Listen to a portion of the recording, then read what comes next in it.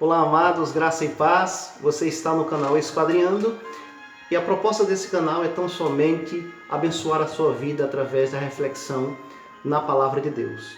Hoje nós iremos refletir um pouco a respeito do Evangelho de João, capítulo 8, verso 32 e verso 36, que nos diz assim: E conhecereis a verdade, e a verdade vos libertará. Se, pois, o Filho vos libertar, verdadeiramente sereis livres. Esses dois versos, queridos, nos dão duas grandes informações. A primeira é que a verdade liberta. A verdade liberta de muitas coisas às quais os seres humanos estão aprisionados e escravizados. E a promessa de Deus é que Deus nos libertará através do conhecimento da verdade.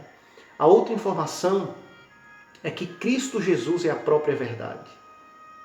Jesus Cristo é o caminho, a verdade e a vida.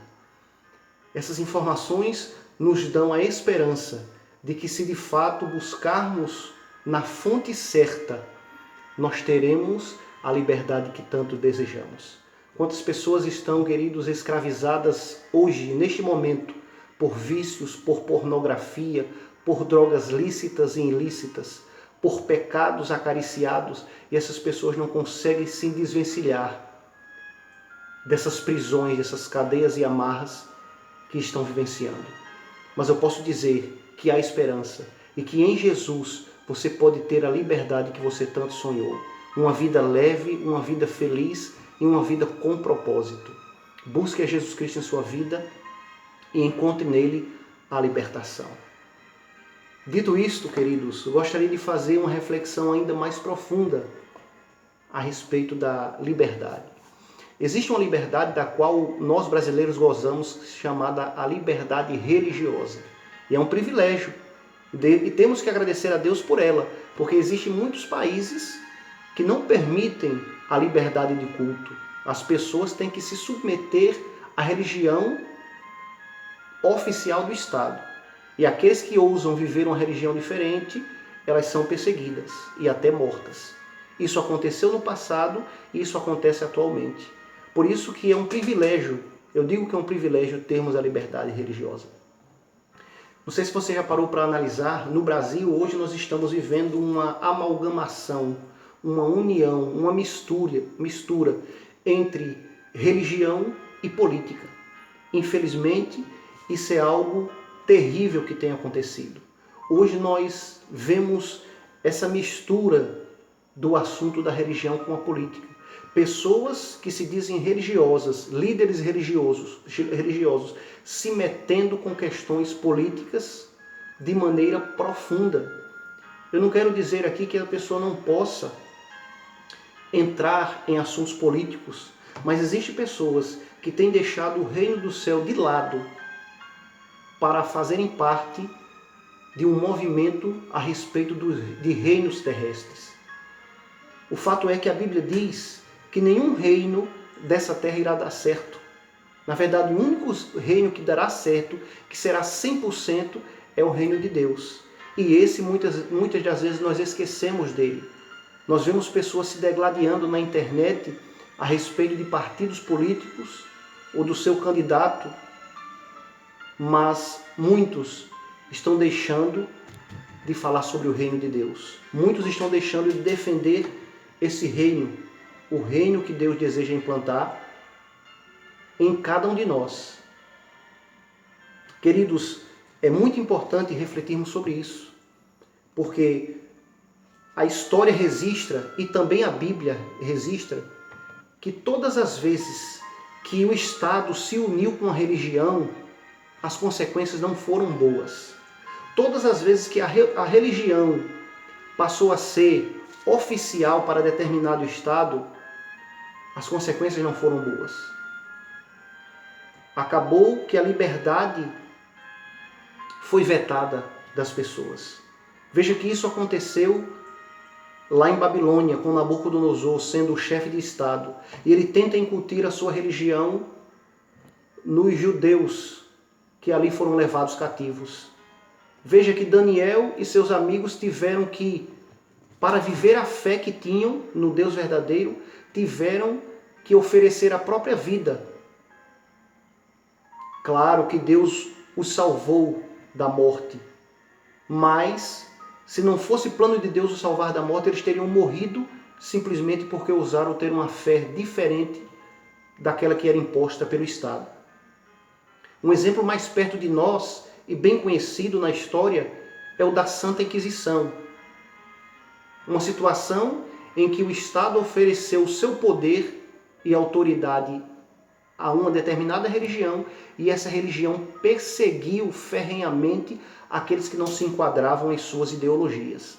Muitas pessoas foram mortas das maneiras mais cruéis possíveis e inúmeras pessoas foram sacrificadas simplesmente pelo fato de não querer vivenciar ou viver a fé imposta pelo Estado. Queridos, a Bíblia também diz, lá em Apocalipse capítulo 13, que um dia esse poder voltará a oprimir os servos de Deus. A Bíblia diz que um poder político conferirá poder a um poder religioso e ambos irão perseguir aqueles que não se enquadram em seus ditames. E isso é perigoso, queridos. E nós precisamos ligar o alerta e estarmos atentos a isso. Disse e repito, todas as vezes que a religião dá a sua mão ao Estado, acaba havendo perseguição. E a parte mais fraca, de fato, é quem sofre. Então, a Bíblia diz que um poder político, que nós cremos ser os Estados Unidos da América, que é a maior potência mundial, representado ali no Apocalipse pela besta que emerge da terra, conferirá autoridade a um poder religioso, que é o mesmo poder que perseguiu e oprimiu os cristãos no passado. O poder romano, a Igreja Católica Romana. E eles irão perseguir os cristãos que não se enquadram em suas ideologias, em suas doutrinas.